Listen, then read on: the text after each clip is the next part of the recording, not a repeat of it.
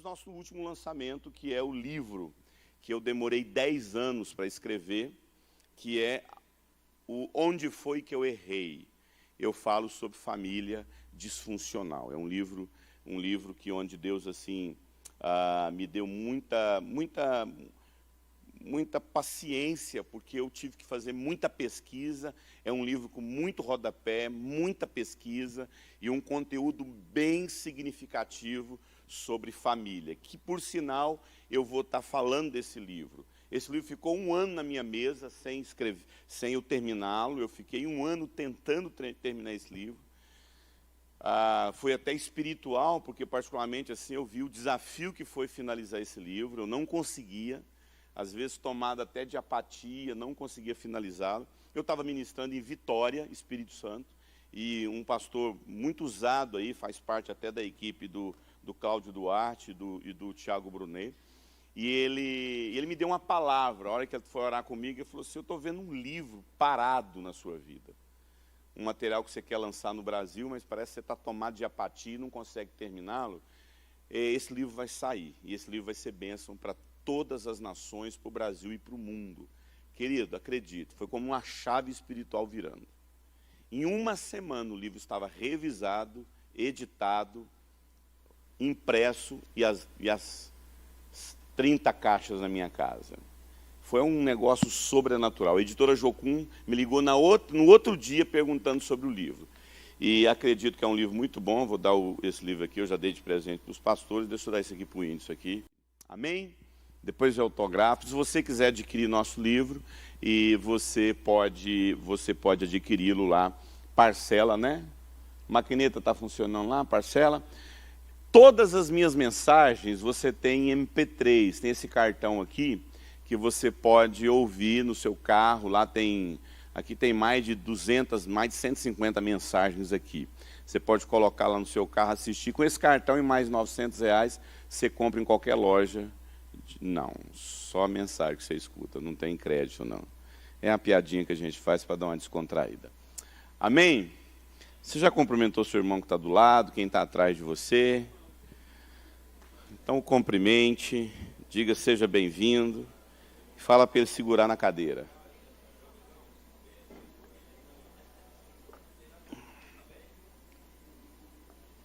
Aleluia. Bênção de Deus.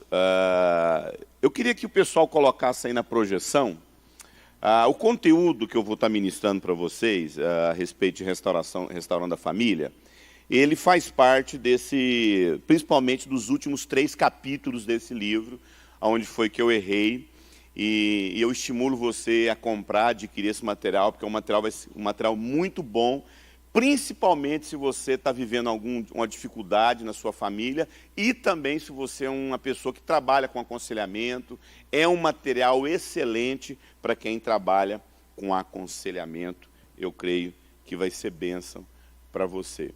Coloca aquela musiquinha que eu gosto do pessoal para ficar mais espiritual, entendeu? Se é possível colocar. Quando a gente fala a respeito de família, né? E família, e principalmente dentro da nossa família, do contexto que nós vivemos hoje, é importante a gente levar em consideração alguns princípios que nós temos que aplicar com respeito à família, né? Um texto introdutório que geralmente é o texto que eu mais tenho aplicado aí, é esse texto do Salmo 11:3, que diz o seguinte: quando os fundamentos estão sendo abalados, o que fará o justo? Salmo 11:3. Quando os fundamentos estão abalados, o que fará o justo? Senhor, nós queremos pedir que o Senhor venha ministrar o nosso coração. Nós falamos sim, amém, para tudo que o Senhor quer falar conosco. Libera nosso coração para te ouvir, para discernir o teu espírito, para ser ministrado pelo Senhor. Por isso, nos dá um coração sensível à tua voz, nos dá um coração quebrantado, e nós queremos ser ministrados pelo Senhor.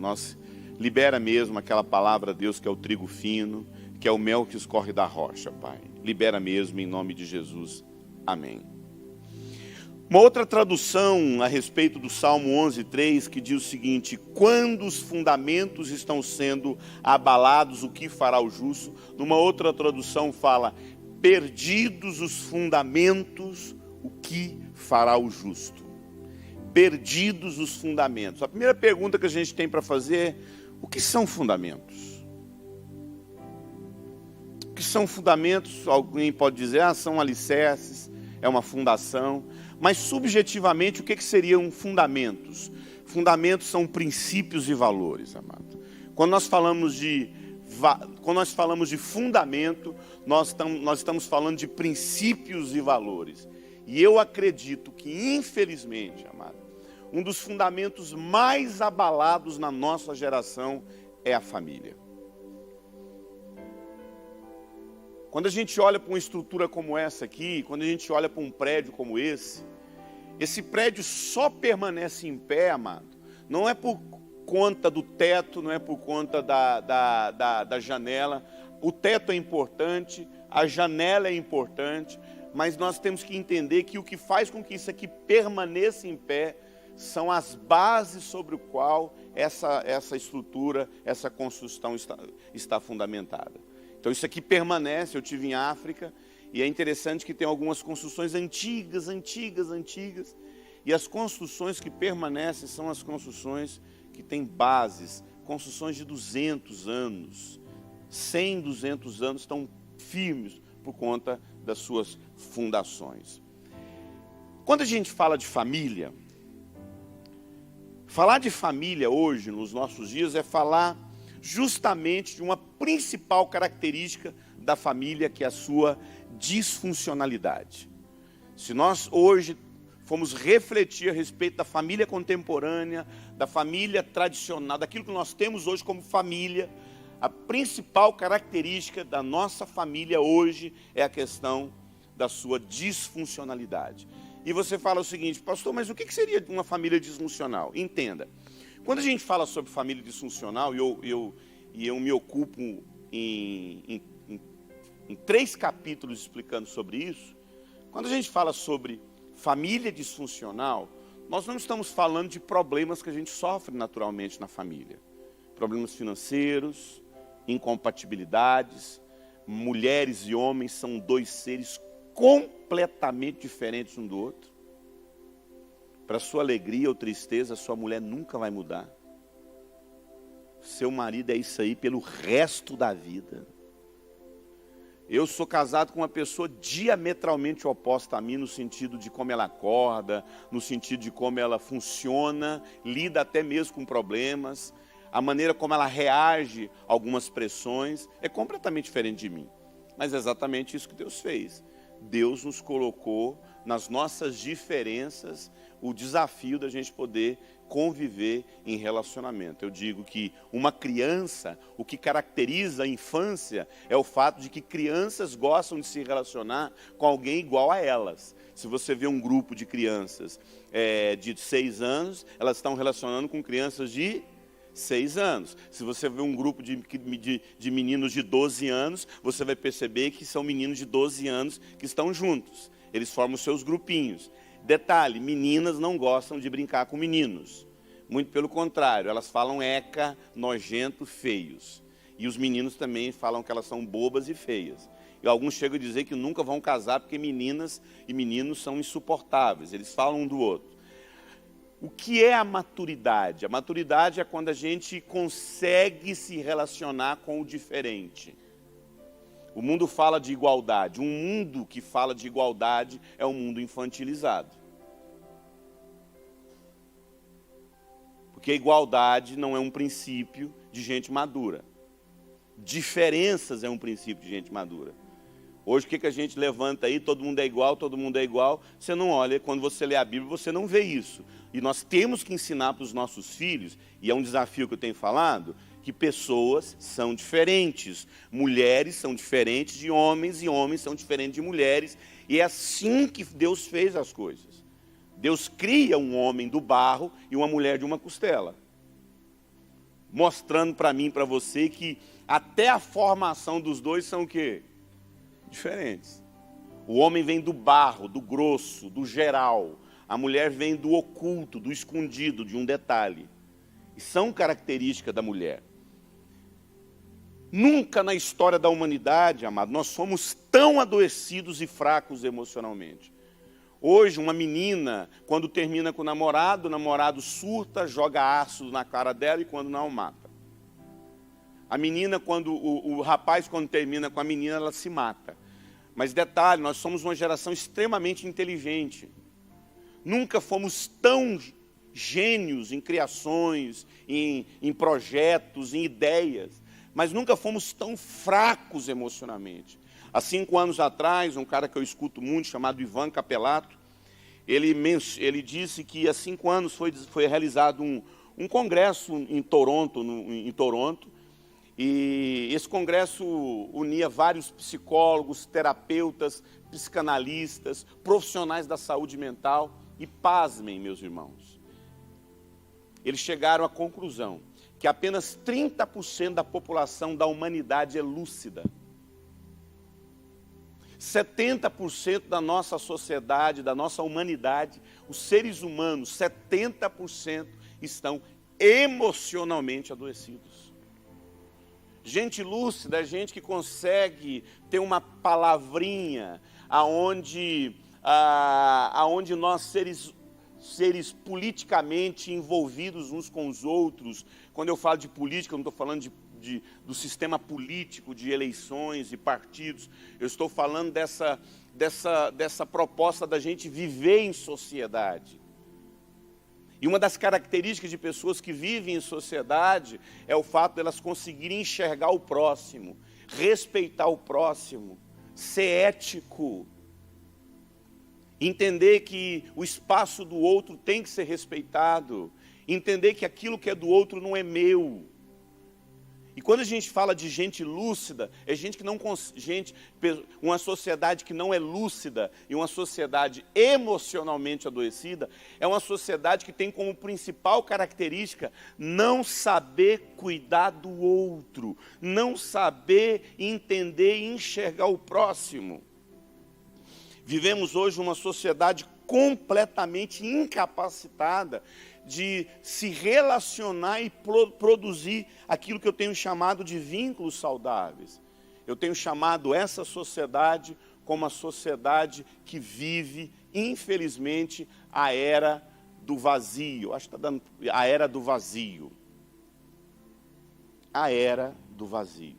Não sei se você já ouviu essa expressão, a era do vazio. Quem tem experiência com aconselhamento, quem tem experiência com gabinete, quem tem experiência com clínica, fica assustado com a quantidade de transtornos obsessivos, compulsivos e transtornos mentais da nossa geração.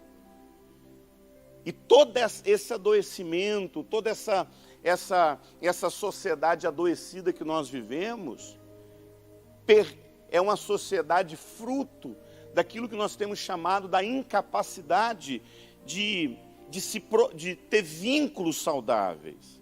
A Organização Mundial de Saúde diz que o número de doentes depressivos crescem assustadoramente. Os números de pessoas com síndrome do pânico aumentam e a Comissão de Assuntos Sociais, o CAS, pasmem, diz que no Brasil 26 adolescentes se matam por dia. Desse número aqui de 26 adolescentes, por dia, desse número, 5 a 10 são crianças, a partir da idade de 5 anos de idade. Por que a gente não sabe disso? Porque suicídio não é mencionado, amado. Suicídio não é algo que se fala. Suicídio não é algo que a gente comenta e divulga. Primeiro porque quando você divulga, não sei se você sabe, Goiânia viveu isso, um pastor se matou em praça pública. Entende o seguinte, querido, quando alguém divulga um suicídio na rede social, uma outra pessoa que queria se matar se sente estimulado. Por isso você não vê suicídio divulgado, é muito difícil, a não ser que seja uma notícia que vaza, mas geralmente, principalmente artista, você ouve falar, a pessoa morreu de falência múltipla. insuficiência respiratória, mas nem fala por que produziu falência múltipla, envenenamento, e por que produziu insuficiência respiratória, enforcamento. O nível de adoecimento que nós vivemos, amado, nós nunca vivemos na história da humanidade. E eu costumo falar que o termômetro da nossa sociedade, quando você quer saber se uma sociedade está extremamente adoecida, o termômetro dessa sociedade, na verdade você vai responder isso. Quando Satanás se levantou para impedir que Jesus cumprisse o propósito dele no mundo, qual foi a primeira investida que o diabo fez na sociedade? As crianças. Se nós queremos saber se uma sociedade está doente, no seu momento mais adoecedor, nós temos que ler assim os divórcios, nós temos que ler assim as leis, nós temos que ler assim o que está acontecendo de violência, tudo isso são indicativos que a sociedade está adoecida. Mas se você quiser saber se a sociedade está chegando no seu ponto mais crítico de adoecimento, você tem que olhar para as crianças. E nós somos uma sociedade, amado, onde 26 crianças, porque a idade é de 5 a 14 anos, isso é criança, amado, se matam diariamente no Brasil. Sem falar que a sexualidade dos nossos filhos virou um caos. Não sei se você sabe, de cada 3 adolescentes hoje, 1 tem crise de identidade. De cada 3 adolescentes, 1 tem crise de identidade. Nós nunca vivemos um boom de tantos meninos afeminados. Nós nunca vivemos um boom.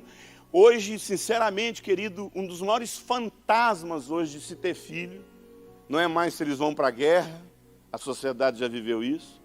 Todo mundo uma vez teve medo de ter filho, com medo dos filhos morrerem na guerra. Não é mais HIV, a sociedade já teve medo de ter filho, com medo de pegar HIV. Não são mais as doenças mentais, a sociedade já teve sérias preocupações com loucura. E o número não era grande, a sociedade só assustava porque ela não sabia lidar com isso. Hoje, amado, um dos maiores problemas que nós enfrentamos hoje na nossa sociedade, no que diz respeito aos nossos filhos, é o medo que a gente tem deles entrarem na homossexualidade. E quando se trata de crente, o problema é muito mais sério. O problema é muito mais sério. Porque enquanto está todo mundo saindo do armário lá fora, dentro da igreja, onde está todo mundo? Dentro do armário, trancadinho. E é quando casa, meu irmão, é uma bomba explodindo atrás da outra. Porque o nível de adoecimento que nós vivemos, amado, como eu já disse, é de nos deixar extremamente preocupados. E tudo isso, você podia passar para mim, porque o meu passador não tá funcionando, eu vou já pedir. E tudo isso passa, é fruto daquilo que eu tenho falado, uma sociedade, infelizmente, nós somos uma geração sem identidade.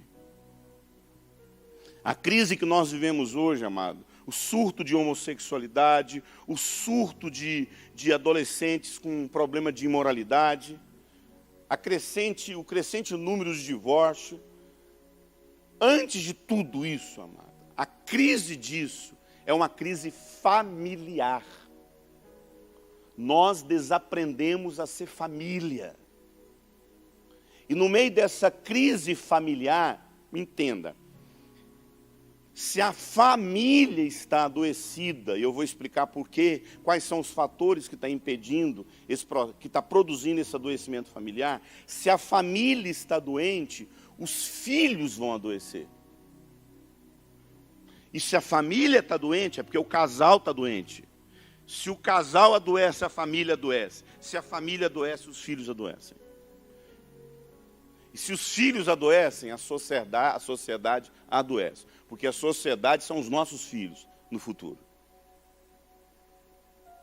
Eu falo isso da minha igreja. Estava conversando com os pastores da minha igreja. Eu falei, você, todo mundo aqui. A gente viveu. Pode falar que foi religiosidade, pode falar que a gente forçava, mas a gente viveu, amado. Falei, olha fulano, você viveu o evangelho, você colocava banco aqui Como é que chama aquilo que fica no meio da rua, que tem os canteiros? O canteiro, né? Hã? Guilha. A gente colocava mesa aqui e era reunião de célula, uma atrás da outra. O bairro era visitado pela gente. Era discipulado, a gente queria levar todo mundo para os encontros, a gente queria levar todo mundo para pregar. Não importa se tinha algumas coisas ali, acolá, mas a gente estava ali doido para saber o que Deus queria da nossa vida. Aí eu falei para eles, agora, essa geração aqui não foi visitada por Deus. A geração do fulano, aí eu estou falando de gente de 9, 12, 13, 14, 15 anos, essa meninada aí não foi visitada. A gente está aqui em crise, por que está todo mundo enfiado na homossexualidade? Por que esses meninos são tão erotizados, amado? Amados, se a gente entrar no celular dos nossos filhos adolescentes, a gente desvia. Porque essa meninada sabe hoje, é assustadora, amado. Nem passava pela sua cabeça com 16 anos. O que esses meninos estão fazendo é assustador. E eu estou falando dos nossos filhos. Eu me coloco em primeiro lugar, porque eu tenho filho adolescente dentro da minha casa. Eu sei os desafios que eu tenho dentro da minha casa com meu menino adolescente. E a minha preocupação é, os meus filhos precisam ser visitados. Porque, amados, o que Deus falou no nosso coração é maravilhoso. A visitação de Deus na vida do pastor João, a visitação de Deus na vida do pastor Eudes, a visitação de Deus na vida do pastor Whindersson, a visitação de Deus na sua vida. Deus te marcou, Deus se revelou para você, Deus realizou algo na sua vida, mas põe um negócio na sua cabeça. Da mesma forma que foi no Velho Testamento, quando Deus falava com Abraão, quando Deus ministrava em Isaac, quando Deus ministrava lá em Jacó, quando Deus ministrava em José. Agora, por que aquele povo tinha que ir lá no pênis do menino e circuncidar o pênis dele? Era Deus falando para eles. O seu maior desafio não é apenas ouvir o que eu tenho para falar. É marcar os seus filhos com aquilo que eu te falei, com a promessa que eu te fiz. Que Deus fez uma promessa para o Abraão, não fez? Deus fez uma promessa para o Abraão? E o que o Abraão tinha que fazer com o filho dele? Circuncidar. O que é circuncidar? É marcar os meus filhos com a promessa que Deus fez em mim. Então, o nosso maior desafio, amado, é marcar a nossa próxima geração com aquilo que Deus falou comigo. E eu percebo que das próximas gerações não estão sendo marcadas. Que a gente viveu, as próximas gerações não estão sendo marcadas. E isso é a crise de identidade que eu tenho falado. E por que há crise de identidade? Toda identidade, um princípio básico, quando a gente fala sobre formação de identidade, é que toda identidade é formada a partir do outro. Nenhuma identidade é formada a partir de si mesmo. Ninguém vive sozinho na vida, ninguém vive isolado na vida, não tem contato com seres humanos. Se eu pegar um ser humano dotado de capacidade cognitiva, tudo corretamente, ele está 100% correto, todo o processo cognitivo dele está funcionando exatamente certo, e eu pegar esse ser humano e colocar ele num quadrado como esse aqui, fechado, colocando apenas comida, água e luz para ele. Comida, água e luz. Ele vai viver? Ele vai existir? Vai, ele não vai morrer nunca. A não ser no sentido dele não ter suas doenças. Mas se você colocar um ser humano dentro de um quadrado como esse, com a idade de 1 ano, 1 aninho de idade, e colocar água, comida e luz para ele durante 30 anos, e depois você abrir essa porta, o que você vai encontrar? Depois de 30 anos, um ser que nunca teve contato com seres humanos, com 1 aninho de idade. O que esse ser humano vai ser? Um monstro. Possivelmente ele não vai andar ereto. Possivelmente ele não vai conseguir segurar nem a saliva dele. Ele vai babar. ele vai ser um bicho. Quando você abrir, ele vai olhar para você, e ele vai voar em você e vai querer te matar, porque ele vai virar um animal. Ele vai virar um bicho. Provando que nós, seres humanos, somos o que somos por conta dos vínculos que nós temos uns com os outros. Esse menino que você tem, gosta de menina, e você vive ensinando para ele que ele não tem que acessar aquilo, que tem que tomar cuidado, ensinando pureza para ele. Mas esse menino, que você está percebendo que ele está tendo na idade de 8 anos, começa principalmente na idade de 8 anos, quando uma criança é normal, aflorar nele a questão da sexualidade, é porque em algum momento, em vários eventos que aconteceu no seu relacionamento com ele aprendeu com você a gostar de mulher. Essa menina também aprendeu a gostar de menino no relacionamento, vendo o papai e a mamãe junto. E todas as outras influências religiosas, toda a cultura que o ser humano absorve, ele não absorve dele. Não existe um upgrade, não existe um download, não existe um processo de simplesmente o ser humano aprender sozinho nele mesmo que é ser humano. Não. Tudo depende do outro. Por que eu estou dizendo isso? Se o outro está mal resolvido, se o outro está doente, se a relação que a criança estabelece com o outro é doente, o outro é doente, pasmem.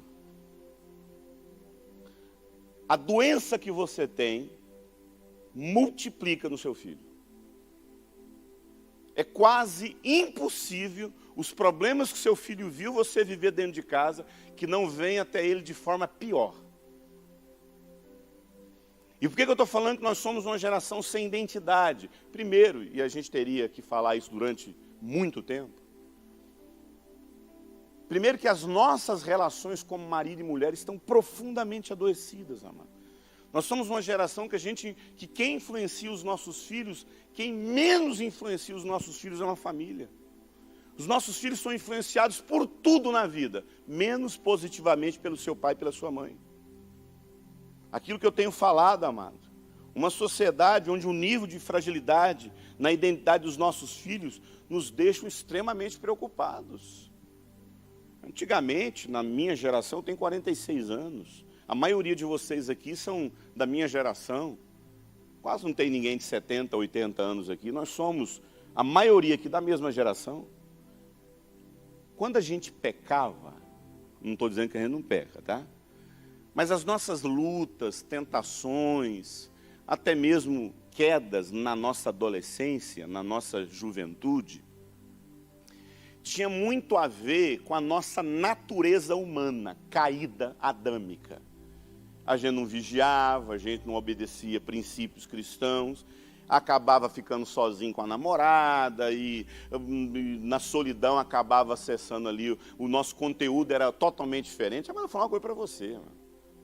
Não tem como uma sociedade viver pureza com isso que eles têm na mão hoje, chamado celular.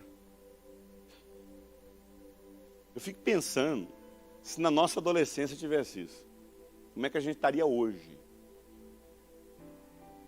Você conhece você, imagina se você fosse adolescente, tivesse o que você tem hoje na mão. Essa meninada hoje tem, mano. E detalhe, as nossas quedas tinham a ver com a nossa natureza. O assunto é tão sério que a nossa geração hoje, amado, eles estão vivendo pecado, não é só por conta da própria natureza, é porque eles não têm identidade saudável formada em si mesmos. São profundamente adoecidos, são profundamente perdidos.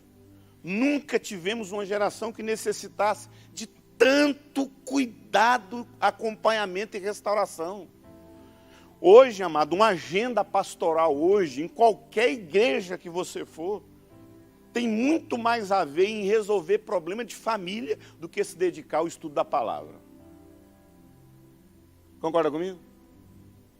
Hoje um pastor, amado, gasta mais tempo resolvendo situações que qualquer homem tinha que saber resolver dentro de casa, qualquer mãe tinha que saber resolver dentro de casa, do que se dedicar à palavra.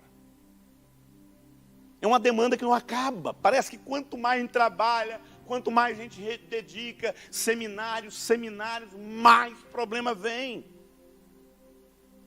Passa para mim. Fruto daquilo que a gente tem falado, uma geração de pais ausentes. Querido, uma geração de pais ausentes. 100% das pessoas que nós atendemos, com sérios conflitos, principalmente na sexualidade, principalmente na vida pessoal, no sentido da sua pureza. Eles têm um só discurso: viver uma vida sozinhos. A maioria desses adolescentes, quando chega para a gente, fala: pai, pastor, a minha vida é ser sozinho. Querido, quando um filho faz uma coisa errada, quando um filho está metendo os pés pela cabeça, e você foi adolescente, você sabe disso. Eu sou muito mais preocupado com um adolescente que não dá trabalho, com um adolescente que dá trabalho, sabia disso? Pastor, as pessoas chegam para mim e falam: pastor, meu filho é uma pessoa maravilhosa, calada, não fala nada, não me dá uma gota de trabalho. É esse que pica todo mundo em pedaço na casa um dia. É sério? Você já viu as pessoas chegar uma para outra e falar assim: pai, ficou sabendo o que aconteceu com aquela pessoa? Moço, matou todo mundo lá na casa dele. Aí o que a gente fala depois? Era uma pessoa como? Calada, calma, não dava problema nenhum. Eu nunca vi falar de alguém que matou todo mundo. Rapaz, o problema, o menino era o capeta aqui no bairro. O menino era o capeta que pinchava tudo, brigava. Esses caras que pincha, que briga, os caras que mais transformam, mas aquele cara calado. Você concorda comigo? Caladinho. Esse que é os preocupantes. Mas geralmente os pais, quando chegam para a gente falando: pastor, eu não sei nem como tratar meu filho. Eu não sei como lidar com meu filho. E quando a gente vai conversar com esses meninos, o que eles mais falam é do quanto eles são sozinhos. E quando esse menino está lá dando problema e o pai chega lá e intervém, senta com o professor, senta com família, bate de frente com esse menino, põe disciplina nesse menino, chega para essa moça, repreende essa moça, chama ela para a consciência. Amados, são justamente esses que lá na vida adulta vai falar o quê? Meu pai me dava limite, porque eles estão chamando a atenção, amado. Põe um negócio na sua cabeça. A rebeldia dos nossos filhos falam muito mais de um grito que eles estão tendo por pais que não têm tempo para estarem com eles, do que propriamente um problema sério de rebeldia na vida deles. Passa para mim, porque hoje o grande problema da nossa sociedade na criação dos filhos é a solidão na infância. Se você perguntar para mim o que eu mais enfrento no aconselhamento, e eu trabalho muito bem isso, dessa questão da ausência familiar que hoje nós vivemos na nossa geração. Querido, nós não temos mais tempo para conviver com os nossos filhos. Vamos falar de restauração familiar? Vamos. Sabe onde essa restauração começa? Quando a gente volta a sentar na mesa para comer junto. Quando a gente começa a entender, amado, que faz parte da família sentar junto numa mesa e conversar. Minha esposa fala uma coisa, que a coisa que ela mais ama é quando a energia acaba. Minha esposa ama, eu nunca vi um ser que gosta tanto de que a energia acaba. Ela fala: quando a energia acaba, a gente senta, conversa. Eu tirei o celular do meu filho e a internet durante 4 meses. Agora você imagina, final de ano, sem internet e celular. Gente, que maravilha, gente. Como a gente se relacionou, como foi bom. Eu falei: estou gostando disso, vamos cortar isso aqui de casa, assim. É claro que a gente tem que saber mais ensiná-los, né, a como administrar. Quando o convívio familiar é retirado de uma criança, amado, os efeitos dessa separação produzem sérios problemas no seu caráter. Passa para mim. Praticamente, aconselhar nos dias de hoje é ensinar os pais a reaprenderem a cuidar dos seus próprios filhos. Nós somos uma geração, amado, que a gente tem que reensinar, reaprender como cuidar de filho. Porque a gente não aprendeu isso. Eu vou explicar, deixa eu explicar rapidamente aqui, para mim não perder o tempo. A nossa bisavó não tinha nada na vida. Nossa bisavó trabalhava lá na roça, tinha 12 filhos, alimentava 20 peões. De vez em quando, talvez uma vez na vida ganhasse uma roupa, mas geralmente ela mesma costurava, ela mesma fazia.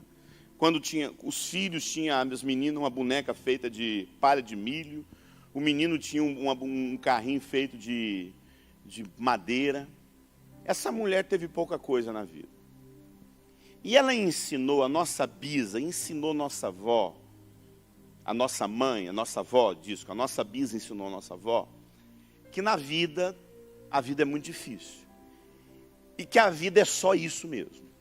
Ter filhos, suportar o marido, respeitar o marido, cuidar da casa, cuidar dos filhos e ensinar os filhos a serem família. Filha, você tem que cuidar, quem cuida de filho é mulher, não é parente, não é fulana, é mulher.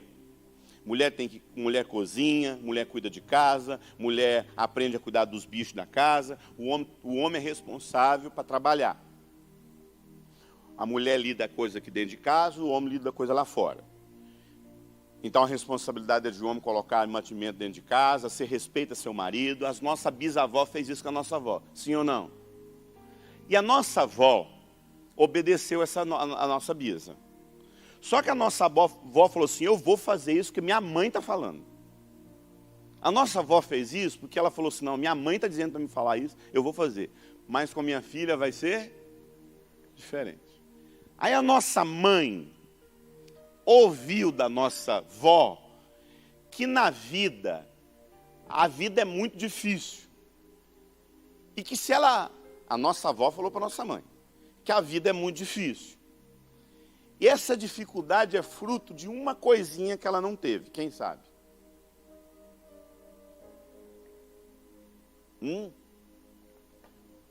Estudo.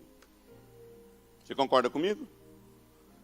A nossa vó falou para nossa mãe que a nossa vida que a vida dela foi daquele jeito porque ela não tinha estudo. Aí a nossa mãe falou, então filho meu vai ter o quê? Estudo. E aí veio a gente. Extremamente inteligentes, extremamente contextualizados, globalizados, conectados, colecionamos faculdades e diplomas. É a geração Jean Willis.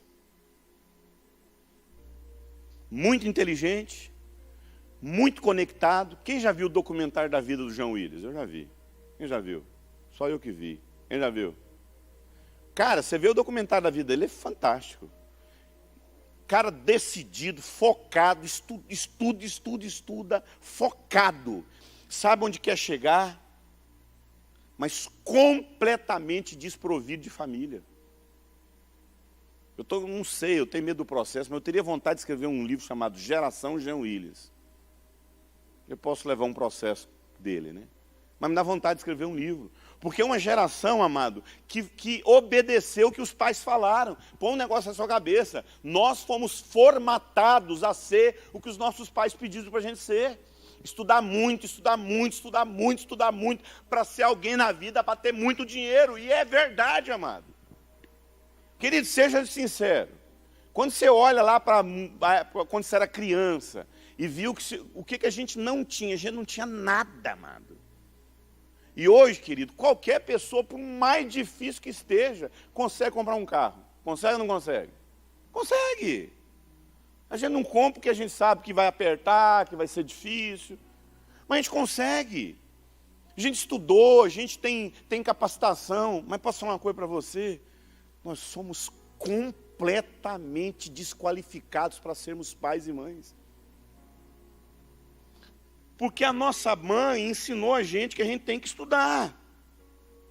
Mas a nossa mãe entendeu que quando o filho estuda, não tem que preocupar com casa, não tem que preocupar com casamento, não tem que preocupar com criação de filho. E aí quando a gente casa, a gente leva para a vida de casado esse doente chamado homem e mulher que nós temos hoje aí. Que não sabe orientar filho, não sabe cuidar de uma mulher. É uma geração que trabalha, chega em casa, quer ficar na frente de um PlayStation. A nossa avó tinha 13 filhos, chegava aos 80 anos feliz da vida. Sim ou não? Essa mulherada de hoje, amado, surta na primeira gravidez. Surta. Foi o tempo que ter filho segurava casamento. Eu sou pastor, eu sei o que eu falo, eu atendo gente, eu sei o que eu estou falando. O que mais separa casar hoje chama filho.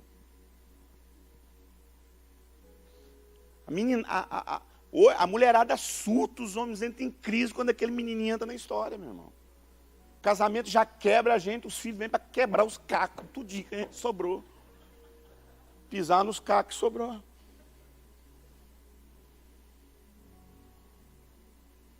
E Samitiba, no seu livro, Quem Ama Educa,